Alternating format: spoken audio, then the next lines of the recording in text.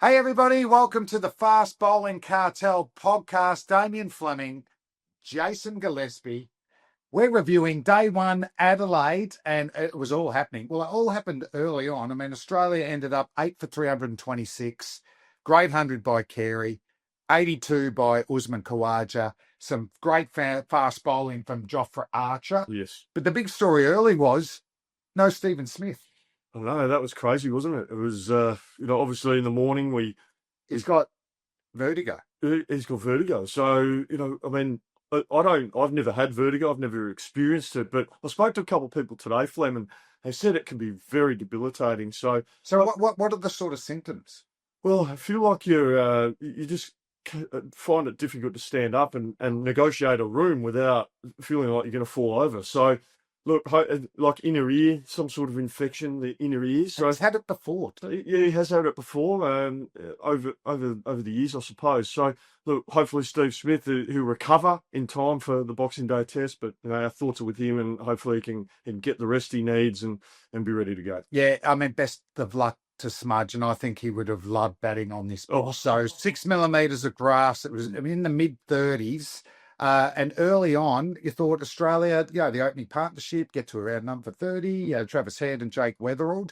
And then a bit of a sign of the day, Aussies just lost 2 wickets in a row, really to nothing deliveries. Yeah, absolutely. I think exactly that. I mean, Jake Weatherall just sort of looked to turn it around the corner.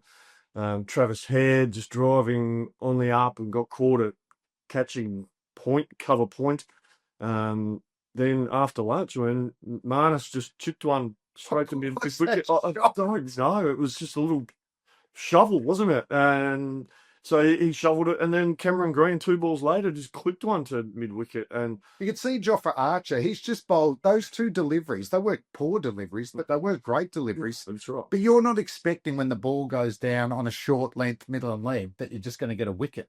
And he didn't get 1, he got 2. Oh, no, it was incredible. And that's what I say. We just feel that England didn't bowl the Australians out.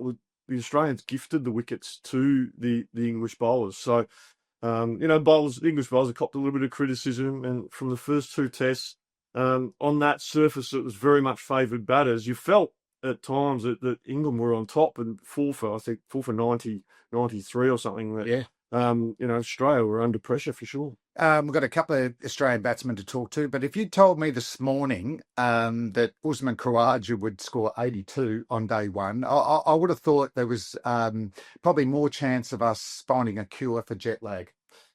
Yeah, that were the odds for me that Usman is not playing. No, he was never playing, was he? And then to get runs, and funny enough for Usman battling, I mean, he hasn't batted for a while and he's had that back complaint, gets dropped. Tung's first spell was awesome. Yeah.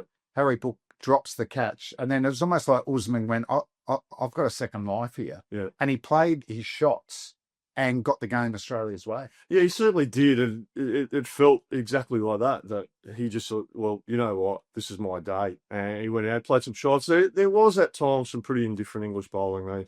They, short and wide and really full, leg stump half volleys. Being able to score on both sides of the wicket. So that suggests that the bowling was inconsistent. But take nothing away from Usman Khawaja. I thought he was fantastic. He started slow. I think he was 3 off 23 balls and then brought up his 50 off 80 balls. So he got a move on. I thought he looked quite comfortable out there. Yeah, and I agree. I don't think they bowled well to him. He basically, if you bowl half volleys to him straight, he doesn't want to play down in the knee. He wants it square of the wicket there, and I think they made it too easy for him. Yep. 4 for 92, Alex Carey comes in at number 6 and plays like a majestic 100, raising the bat to, his father who's passed away. So an emotional 100 for him. But the square cutting from Carey, the aggressive nature from him, now he's averaging close to 37, so that's the highest average for a wicketkeeper besides Adam Gilchrist. And when you're getting compared to Gilly, you're doing things right, aren't you? Oh, you certainly are. He came out with real intent. I mean, Australia were a little bit wobbly, it must be said, and he just came out and he didn't. There was no recklessness about his shot making. It was just good decision making. He was looking to be positive. He was fearless without being reckless, if that makes sense. And as you said, Flem, he climbed into anything remotely wide and short from the English seamers. He really took the task. His wagon wheel, he peppered that offside off the back foot. A couple of shots off the front foot, but mainly off the back foot. Yeah. He was very good. And he manipulated the ball on the leg side where there were the gaps. Look, I thought his intent was outstanding. Yeah, Inglis handy, but played on. But to be honest, I reckon that's going to be a common dismissal for Josh Inglis. He plays with an angle back. He almost got out early that way. So that was disappointing that it gets to 30 and not to get a good one. And I'll tell you another one. I don't think England have a bowling plan to Mitchell Starc. No, that's They virtually just spread the field and go, he's a tail ender. He'll play a big shot. So he doesn't play big shots unless it's really in his zone. And he's got so many gaps to hit into. No, and as you know, being a fast bowler, Flynn, the longer you bat, the less you bowl. So, most definitely, Starkey, he's just got a simple game plan. He goes forward when it's full and he goes back when it's short. I mean, keep it simple. And he played well. You touched on Josh Inglis. I don't disagree with you. I think there's a slight technical issue there. We saw him get bowled by Ben Stokes in the Gabba test. He misread the length. I think he misread the length of this ball today as well, and dragged it on this time. But I think I agree with you. I think there's a slight technical issue there that maybe Josh Inglis. I don't know if it's because he was brought up with the faster surfaces in Perth in Western Australia where the ball bounces more. Just don't feel like he's getting. It's almost if it's a one-day shot to run down the third man. Yeah. Yep, that's fair. You know, when you're defending, you're still trying to push the ball forward. Aren't you? Or blunt it just in front of you there. Whereas with the angle of the bat, it hits and it actually runs towards the stumps there. For the English, I mean, Jofra Archer, 16, his last over wasn't fantastic. He'd had enough. No, it was poor. But 16 overs, 3 for 29. A lot of criticism after the Gabba, but that's a pretty healthy day for Jofra Archer. It is a healthy day, but I reiterate, I think that last over was poor. Right? The England captain threw him the ball. He knew he only had one over to bowl, 6 deliveries, and to come out and bowl first one down leg side. I was on ABC comms, and I didn't see him warm up at all before that over. I was doing that in the Gabba. Like, there was times when you go, he's not taking the second new ball, and he takes it, but he doesn't warm up at all. Doesn't do any warm up, and that over, and yeah, he worked his way up to mid 130s, but before that one over at the end of the day, his average pace was 142 in the match with the highest speed of 150. If I was the England captain or England coach, I'd be pretty disappointed with that return. Yeah. And maybe you should have spoke to him and gone, nah, I'll give it to Josh Tongue, because I'm pretty sure he would have charged in for one over. I don't think the Australians would have faced him, even wanted to face him. The other interesting thing that we saw, Will Jacks, who's a batting off spinner, turned the ball.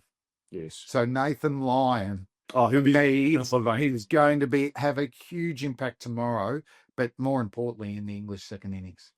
Yeah, without a doubt, we saw just enough there. I mean, let's face it, Will Jacks, he bowls doorknobs. He just rolls them out. He doesn't put anything on them, and he was getting some turn and bounce off this Adelaide Oval surface. And we've seen Nathan Lyon time and time again, year after year, extract, turn, extract, bounce. He's going to be a handful later in this game. It is. How do you see it playing out tomorrow? Australia would be keen to back for 30, 40 minutes, wouldn't it? Yeah. Just to give it a short first possession. I think if they can bat half hour, 40 minutes, that'll be good for them. They'll keep the scoreboard ticking over. If they can get another 20 or 30 runs, even if they get to 350, that'd be a pretty good return from the position they're in now. And then they'll get bowling, and they'll learn the lessons from England. They'll know how to bowl on this surface. Yeah, beautiful. And just a quick question about tonight. What are you and the other elves doing tonight? Just getting ready for Christmas. This is the Christmas test. Where's Santa? Where's Santa? I'm not sure where Santa is. You go and find. I'm going to go and find Santa. And we'll be commentating tomorrow. We'll be back. Hopefully, a pretty solid, entertaining day's cricket, wasn't it? And sorry, a record crowd. Well done, everyone. 56,000. How many of that? Let's break it again tomorrow. But this was the Fast Bowling Colours Huddle. We'll see you tomorrow.